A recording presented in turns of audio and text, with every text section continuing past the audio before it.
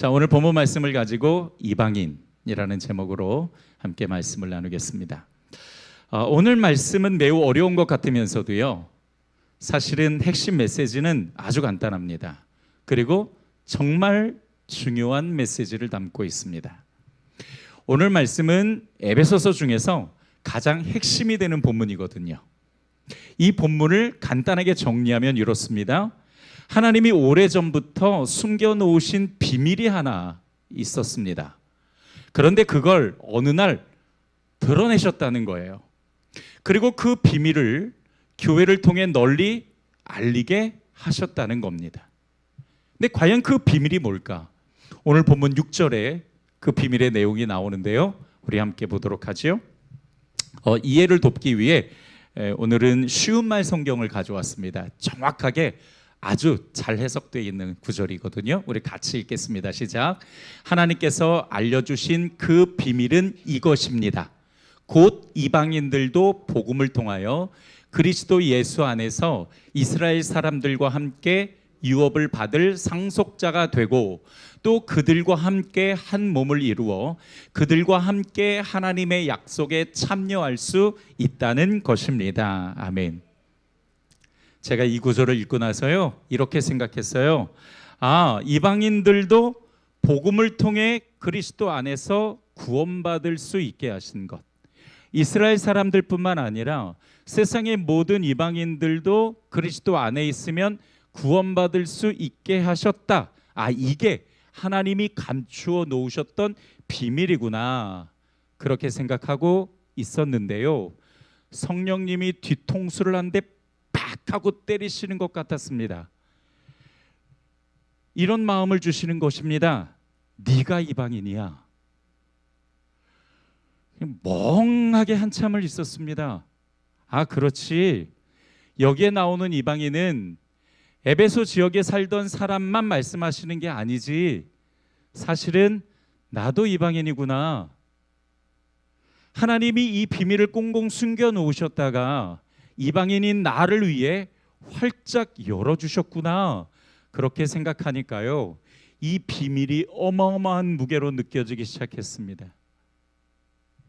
제 마음이 어떤 마음이었는지 한참 제가 가지고 있는 언어를 가지고 막 이렇게 저렇게 설명을 문장을 맞춰보다가 도저히 안 되겠어요. 그래서 예화 하나를 찾아왔습니다. 1890년에 스페인 바르셀로나의 어느 낡은 헌책방에서 13살의 한 소년이 먼지가 수북하게 쌓인 악보 뭉치를 우연히 발견하게 됩니다. 책방 주인에게는 그저 굴러다니는 오래된 종이 쪼가리에 불과했지만 악보를 펼친 소년의 심장은 터질 듯이 뛰기 시작했습니다.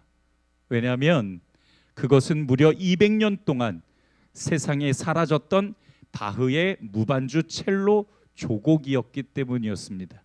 소년은 떨리는 손으로 그 악보를 품에 안고 돌아와서 매일 연습을 했고, 이 곡은 전 세계의 음악사를 뒤바꾸는 위대한 명작이 되었습니다.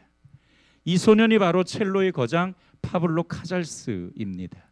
훗날 이 파블로 카잘스는요, 자신의 회고록에서 당시 그 사건을 이렇게 설명합니다. 그 악보를 쳐다보는 순간 무엇인지 모를 신비로운 환희와 전율이 내 온몸을 휘감았다. 나는 떨리는 손으로 악보를 움켜쥐고 집으로 달려왔다. 그것은 내 인생을 송두리째 바꿔놓은 가장 위대한 발견이었다. 위대한 발견. 이것이 오늘 말씀을 묵상하면서 제가 느꼈던 감정이었습니다. 무심코 지나쳤던 이방인이라는 단어가 에베소 사람들이 아니라 사실은 나라는 사실을 깨닫고 나서 이 말씀은 다른 사람을 위한 말씀이 아니라 나의 말씀이 되었습니다. 오늘 본문에 하나님께서 꽁꽁 숨겨놓으신 이 비밀이라는 단어를 한 주석에서는 이렇게 정의합니다. 과거에는 감추어져 있었으나 이제는 하나님의 주권적인 뜻에 의해 모든 사람에게 명백하게 계시된 거룩한 구원의 경륜. 이 놀라운 비밀을 우리 눈앞으로 끌어당겨 주셨습니다. 이 놀라운 비밀을 우리 눈앞으로 끌어당겨 주셨다라는 것이 어떤 것인지를 또 제가 조금 더 설명을 드리고 싶습니다. 이번에는 다른 사람의 이야기가 아니라 성경에 나오는 비유를 가지고 이 경륜이 무엇인지, 이 비유가 우리에게 어떻게 다가오게 되는지 함께 찾아보겠습니다. 마태복음 13장 44절인데요. 찾으셔도 좋고요, 자막을 읽어주셔도 좋습니다. 우리 같이 한번 읽어볼까요? 시작. 천국은 마치 밭에 감추인 보화와 같으니 사람이 이를 발견한 후 숨겨두고 기뻐하며 돌아가서 자기의 소유를 다 팔아 그 밭을 사느니라. 아멘. 여기 마태복음 13장 44절에 나오는 이 사람은 남의 밭을 일구며 수익을 얻는 소작인이었습니다. 이 소작인들은 땅 주인에게 그 땅을 빌리는 대가로 수확물의 일정 비율을 바치거나 또는 소작료를 내지요. 그런 사람이 갑자기 밭에 묻힌 보물을 발견한 거예요. 여러분 상상해 보십시오. 이 소작인의 심장이 얼마나 빨리 뛰었을까요? 그 보물을 발견하자마자 심장이 막 쿵쾅쿵쾅쿵쾅 뛰었을 겁니다. 제가 러닝을 할 때 정말 죽을 것 같이 속도를 내서 달리면 심박수가 한 170, 180 정도 되거든요. 아마 그 정도 되지 않았을까? 네, 그렇게 생각이 들었습니다. 이 비밀을 주인이 알게 되면 이거 끝이잖아요. 그러니까 어떻게 하든 감추어 놓고 서둘러서 그 땅을 사야 되니까 정말 조마조마했을 것입니다. 여러분, 우리가 이 소작인과 같아요. 밭에 보물을 발견하기 전까진 나랑 아무 상관없는 남의 밭이지만 보물이 있다라는 비밀을 알고 난 뒤엔 나랑 상관없는 밭이 아니죠. 어떻게 하든 이거는 내 밭으로 만들어야 되는 미래의 내 밭입니다. 우리가 이 소작인의 마음을 가져야 합니다. 천국의 가치를 아는 자는 이 소작인처럼 어떤 대가를 치르더라도 예수를 믿는 믿음을 포기하지 않습니다. 예수님을 믿고 따르는 제자의 삶을 살기 위해 어떤 희생도 감수하지요. 그 비밀을 아는 자는. 반대로 그 비밀의 가치를 모르면 그냥 시큰둥한 남의 이야기로 들을 겁니다. 하나님이 감추어 놓으신 그 비밀이, 그리고 성경의 말씀이. 저는 이런 생각도 해봤습니다. 마태복음 13장 44절에 나오는 그 소작인이 나라고 생각하고 한번 이야기를 들어보십시오. 밭을 일구다가 보물이 묻혀 있다라는 걸 발견했습니다. 그리고 서둘러서 그 밭을 덮었어요. 야, 이제 그 비밀은 나만 아는 겁니다. 조마조마하는 마음으로 여기저기 막 어렵게 막 돈을 빌렸습니다. 그리고 밭을 사려고 주인을 찾아갔어요. 그런데 주인이 땅을 안 팔겠대요. 만약에, 성경이 그렇다는 것이 아니라 만약에 아무리 막 설득하고 설명해도 이 주인이 절대로 안 팔겠다는 겁니다. 여러분, 그러면 이 소작인의 마음이 어떨 것 같습니까? 우리가 시체말로, 죄송합니다, 설교 때 이런 말씀은 안 되는데 그냥 이렇게 좀 와닿게, 미치고 팔짝 뛰지 않겠습니까? 환장할 노릇이죠. 저거 사야 저거 내 보물이 내 건데 그 비밀은 나만 아는데 정말 진짜 막 어떻게 해야 될지 몰랐을 겁니다. 어떻게 하든 주인을 구슬려야 되는데 주인은 끝까지 안 팔겠대요. 아마 이 소작이는 화병이 나서 죽을지도 모릅니다. 만약에 이방인인 우리가 아무리 예수를 잘 믿어도 구원받을 수 없다면 여러분 어떻게 하시겠습니까? 우리가 이방인이기 때문에, 이스라엘 사람이 아니기 때문에 예수를 아무리 열심히 믿어도 천국 갈 수 없다라고 한다면 여러분은 어떻게 하시겠습니까? 당장 박차고 나가서 집에 이불 피고 눕지 않으시겠습니까? 에이, 내가 예배드려서 뭐해, 어차피 구원도 못 받는데. 예를 들어서 누군가로부터 복음을 듣고 예수를 알게 됐습니다. 그리고 그 예수 안에 담긴 어마어마한 비밀을 발견한 거예요.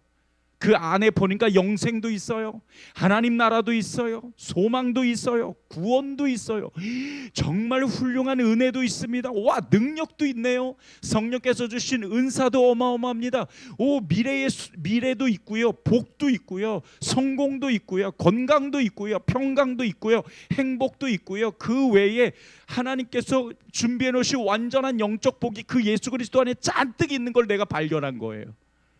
그런데 유대인만 구원받을 수 있대요. 이방인인 나는 구원받을 수 없대요. 어떨 것 같으십니까? 땅을 사지 못해 화병 나는 소작인처럼, 진짜 죄송합니다, 다음부터 이런 단어 안 쓸게요, 환장할 겁니다. 미칠 겁니다. 아마 내가 이렇게 귀한 비밀을 예수 그리스도 안에 있다라는 걸 발견했는데 나 구원받지 못한다고? 이 놀라운 비밀이 내 거가 되지 않는다고? 와, 이게 도대체 뭐야?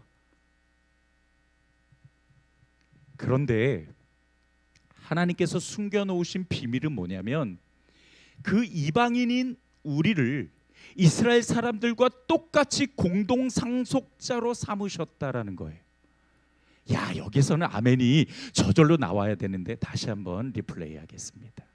이방인인 우리를 이스라엘 사람들과 똑같이 공동 상속자로 삼으셨다라는 겁니다. 하나님이 약속하신 것을 우리도 받을 수 있다고 하시니 이것보다 더 놀라운 복음이 어디 있겠습니까? 하나님이 교회를 왜 세우셨냐고요? 이 비밀을 널리 알리라고 세우셨습니다. 10절과 11절을 우리 쉬운말 성경으로 함께 좀 봅시다. 하나님께서 그렇게 하신 까닭은, 그러니까 이스라엘뿐만 아니라 이방인까지 다 똑같이 하나님 나라를 받을 수 있는 공동 상속자로 결정하신 까닭은 그리스도의 몸된 교회를 통해 하늘에 있는 통치자들과 권력자들에게 하나님의 무궁무진한 지혜를 나타내시려는 것입니다. 이 모든 일은 하나님께서 우리 주 예수 그리스도 안에서 세우신 비밀스럽고도 영원한 계획에 따른 겁니다. 교회를 통해서 이 놀라운 비밀을 전하게 하셨다라는 겁니다. 교회는 이 놀라운 비밀을 널리 알려야 되는 사명이 그래서 있는 겁니다. 유대인 외에도 세상 모든 민족이 다 이방인이잖아요. 그런데 이젠 이방인도 똑같이 하나님 나라를 상속받을 수 있고 하나님이 약속하신 구원을 받을 수 있다고 하셨으니 이 비밀을, 이 기쁜 소식을, 이 복음을 세상 땅끝까지 전해야 되지 않겠습니까? 이게 교회의 사명이고, 이게 나의 사명이고, 이게 우리의 사명입니다. 사명이라는 말이 우리에게 워낙 흔해서 아마 여러분들은 사명이구나 이렇게 들으실지 모르겠습니다. 그런데 이 사명이라는 말은요, 단순히 내가 해야 될 일 이런 차원의 것이 아닙니다. 사명이라는 말이 한자잖아요. 한자로 풀어보면 이런 뜻입니다. 불일사 목숨명. 그러니까 목숨을 심부름에 사용한다라는 겁니다. 다시 말해 생명을 건 심부름. 그게 사명입니다. 하나님이 우리에게 맡겨주신 이 심부름은 생명을 다해 감당해야 되는 것이라고요. 그래서 성경은 맡은 자에게 구할 것은, 오늘 집사님이 손발이 잘 안 맞습니다. 네, 아마 집사님이, 우리 이원 집사님이 대답을 안 하셔서 그런 것 같은데요. 네, 크게 대답해 주실 수 있으시죠? 자, 맡은 자에게 구할 것은 충성이니라. 그러니까 여러분, 이 사명은 굉장히 무겁습니다. 왜? 우리 목숨보다 중요하기 때문에. 그래서 사명이 남아있는 한 사명자는 죽지 않습니다. 따라서 합시다. 사명이 남아있는 한 사명자는 죽지 않는다. 프로셔 목사님이요, 이 사명자의 태도를 이렇게 말씀을 하시더라고요. 우리 같이 한번 읽어보겠습니다. 시작. 우리의 사명은 세상의 환호를 받는 것이 아닙니다. 우리의 유일한 사명은 절대적인 진리이신 하나님의 말씀을 타협 없이 선포하고 그분의 뜻에 철저하게 복종하는 것입니다. 그 길이 우리를 십자가의 죽음으로 몰아넣을지라도 말입니다. 그 길이 우리를 십자가의 죽음으로 몰아넣을지라도 우리는 그분의 뜻에 철저하게 복종하는 것이 바로 사명자의 태도입니다. 맞습니다.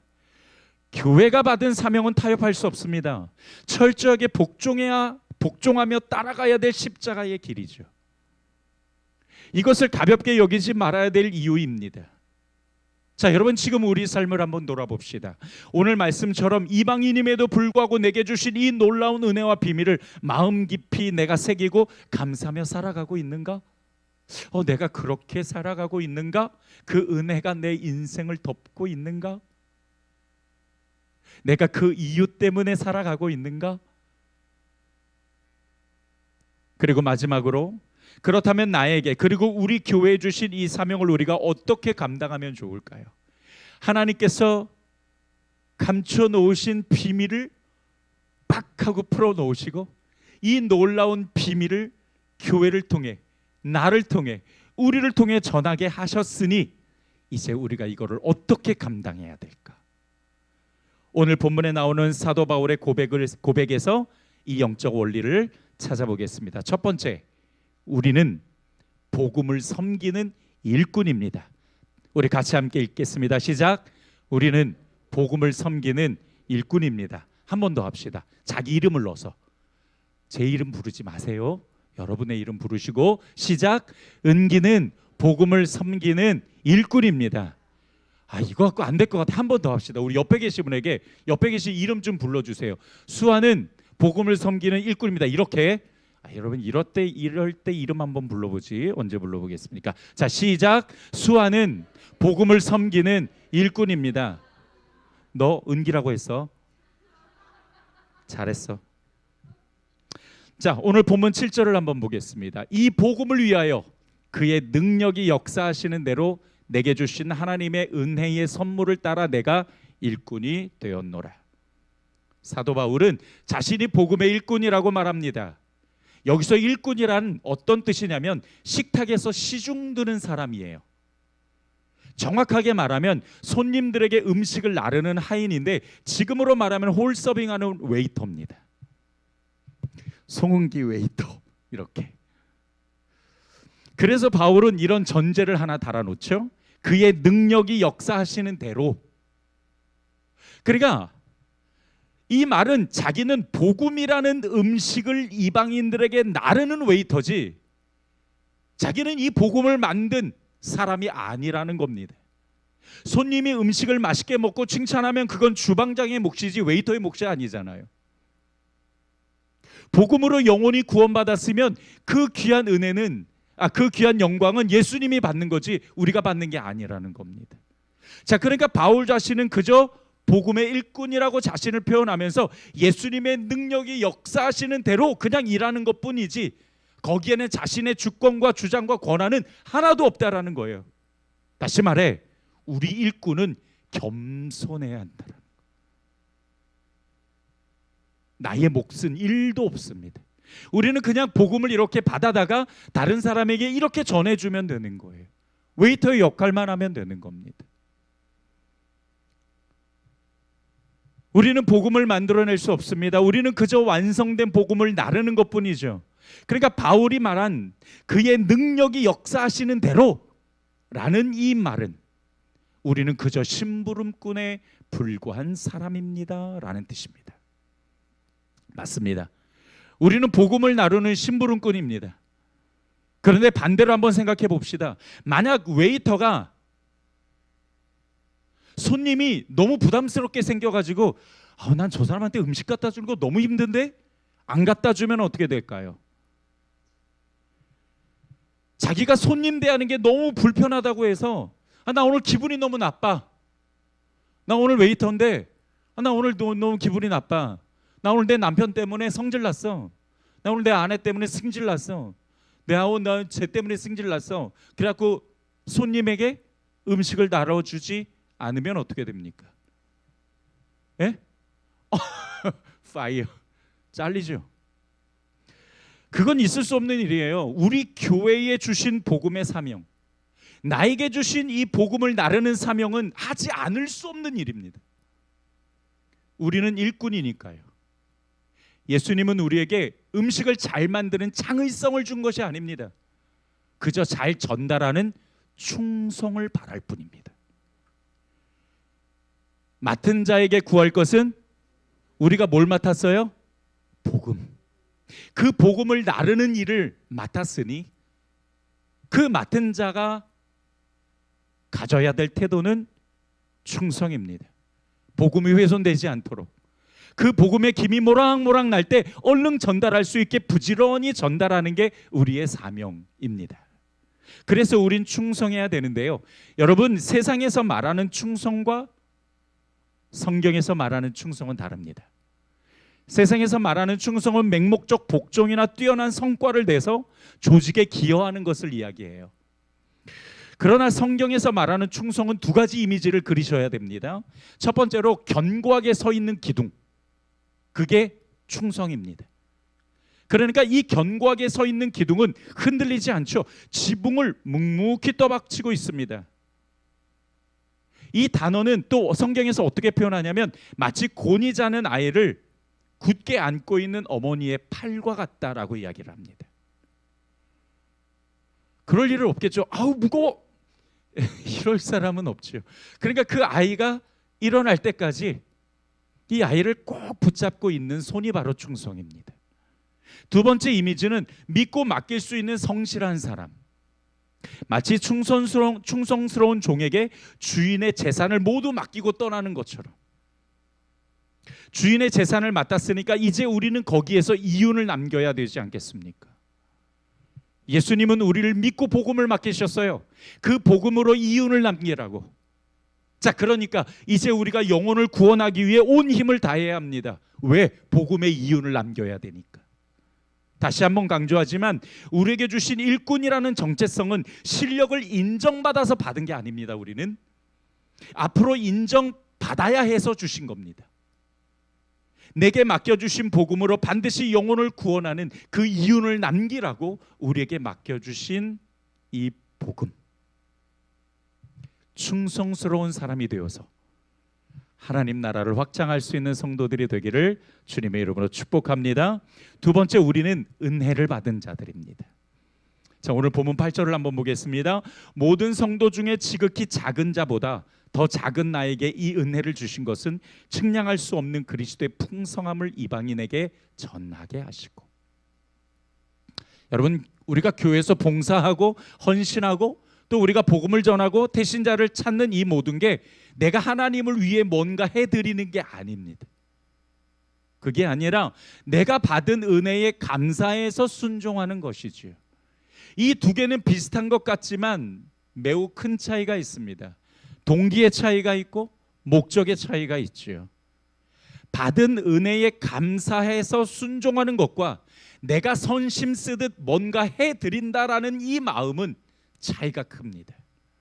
그래서 바울은 7절에서 이렇게 말해요. 은혜의 선물을 따라 내가 일꾼이 됐다.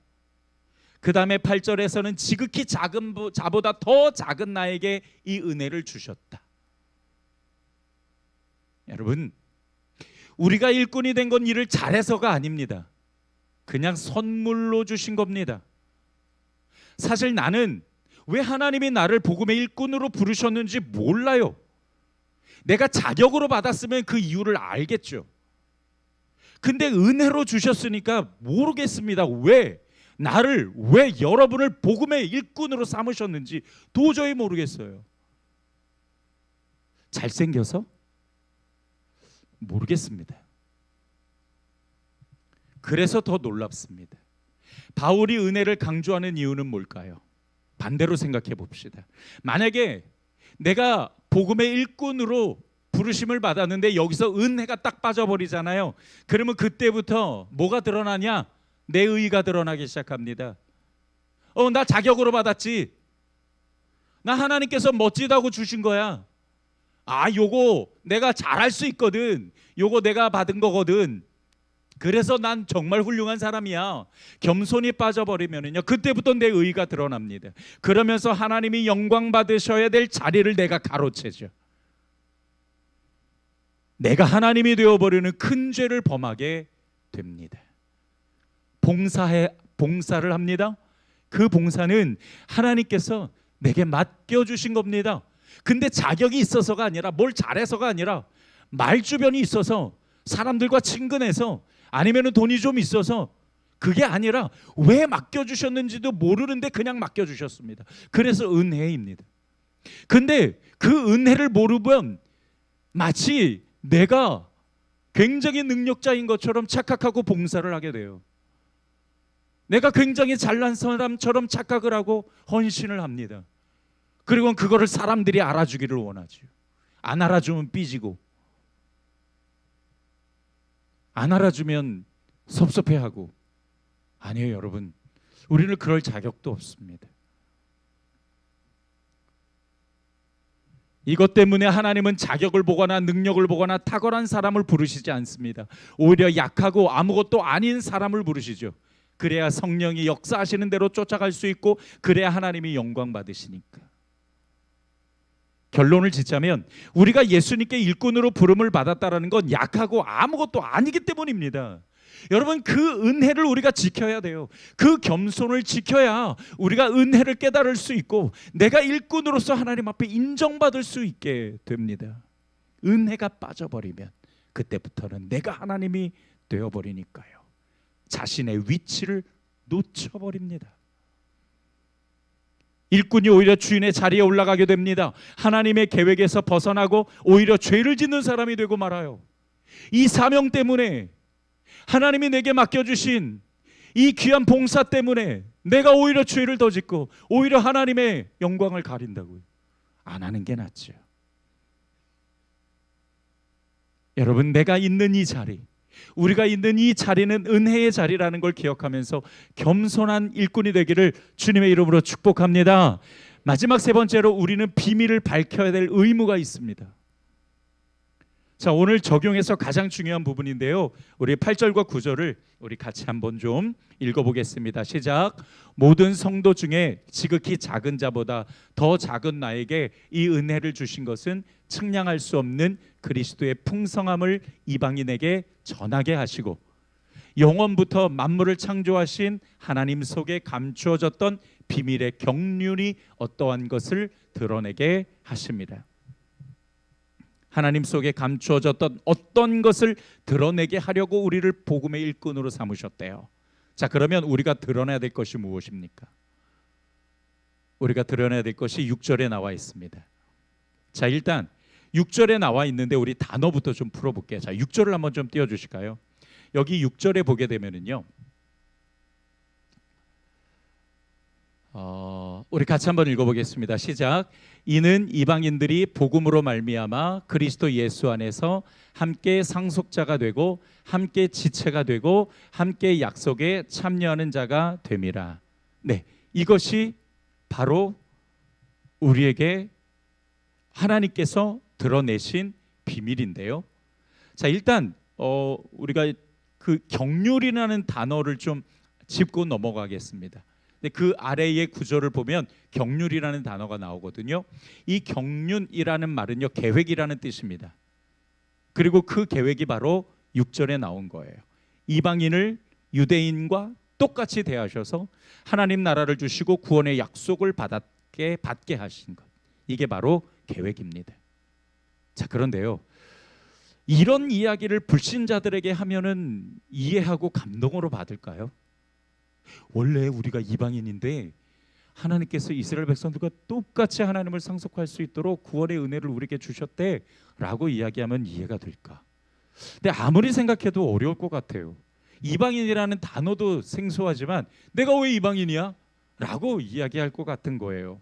자, 어떻게 전해야 이 놀라운 비밀을 좀 지혜롭게 전할 수 있을까라고 고민을 하다가 이렇게 정리를 좀 해봤습니다. 종종 우리 김정현 권사님이랑 교회 일 때문에 은행을 가거든요. 교회가 거래하는 이제 주 은행에 가잖아요.